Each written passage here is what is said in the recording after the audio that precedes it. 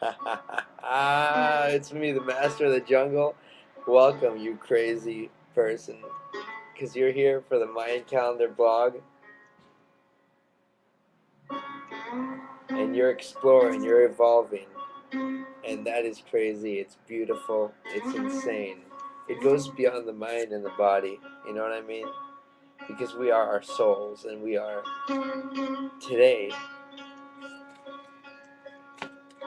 Well, tomorrow is going to be the electric moon, and today it's Thursday night,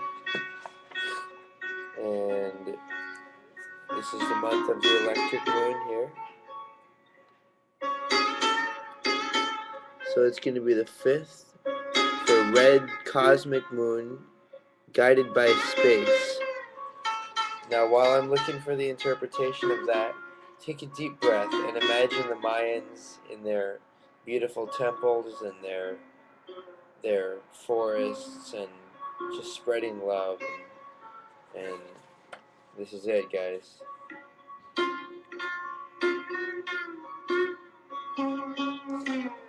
Okay, so take some deep breaths. I'm going to check the reading on this one.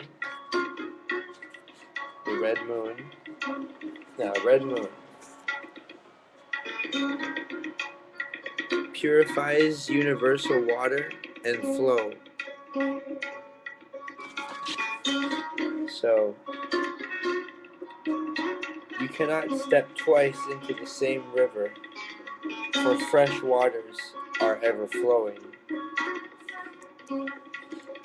Water is the largest component of our planet and our human bodies. Red moon advocates hydrating your cells, bathing your bodies, crying your tears, and claiming your sanctity. Go with the flow of your soul. So, some pretty beautiful stuff is going on. And it's a full moon tonight. And guess what I found? Well, I was sharing about the Mayan calendar, sharing about the research I've done, and all the openness and just receptiveness I have to what's out there. And so I was given a few religious books, and I'm very happy for the people who were confident and approached me, and they were loving.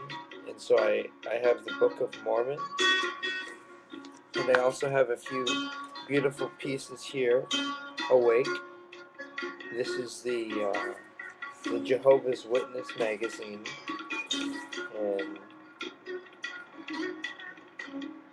and I also found this gold chain, 18 karat gold, on the ground. And hey, I'm happy. I'm happy to, and I appreciate these gifts. And so I wanted to read a quick passage from each one, an interpretation of what I think I agree with, and therefore allowing everybody to find similarities.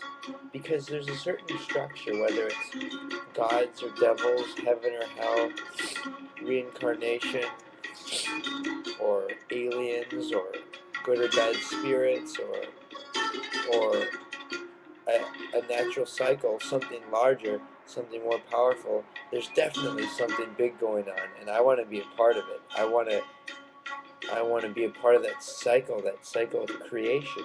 So I'm throwing it out there, guys. Okay, so let's try this one. Earth.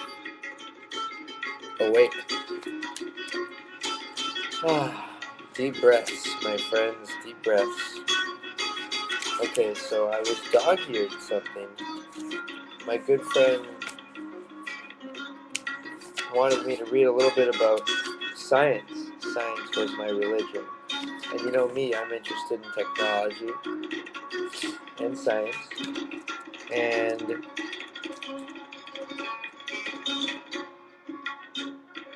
And he says that it was his new religion, but that science does not have and never will provide all the answers. And the way I interpret that is that everybody needs their base. See, the scientist can observe the macroscopic and microscopic worlds and dissect them with tools and instruments in his eyes and his ears. But you keep looking for something and splitting down to the atom and the protons and the electrons and neutrons, but you are not looking inner. And inner is something that is undefinable and just unreal. And so let's take a look at this book, the Book of Mormon. And I know there was something interesting here about the Egyptians and whatnot. Let's see where we are, guys. Remember, during my blogs, when I'm trying to locate something, it's great to take your deep breaths and meditation, listen to the music, and just surround ourselves. So, the first book of Nephi, see, there are a lot of interesting correlations between all these books and, different historical books and records and artifacts and stories, spoken word throughout the world. And there are relations. And now, for instance, Nephi begins the record of his people. Lay sees his vision, and he praises God, foretells the coming of the Messiah and the prophecies. The destruction of Jerusalem. He is prosecuted by the Jews. And see all this conflict regarding like Jews and all this separation. It worries me because when you label things, like you put a label on Jews or you put a label on different categories of people, what you do is you recognize that there is a separation and that there is a difference. And the truth is that our souls are not made of physical things, so they're not measurable or quantifiable by science.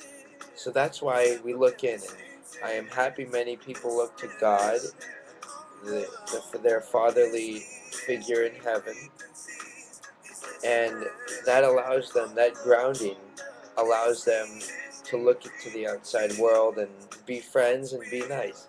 And I think that's a good thing. I don't think it's a good thing if they try to broadcast that base out, but um, but that they keep the base as their own strength and they don't give that base away, because that connection to the higher power or the cycle is important, and everybody has to find that for themselves, not by listening to other people, not by reading scripture, not by science. That's all the external, but the internal is that you know that you have a connection with something incredible. I know it's possible, guys. It's a big world out there. But the truth is, when you look at it through the right eyes and the right perspective, it's one world. Because we're all connected. Aloha. Enjoy the day. That is going to be October 22nd, day 5 of the hold on, guys, take a deep breath, hold on for it, the electric moon.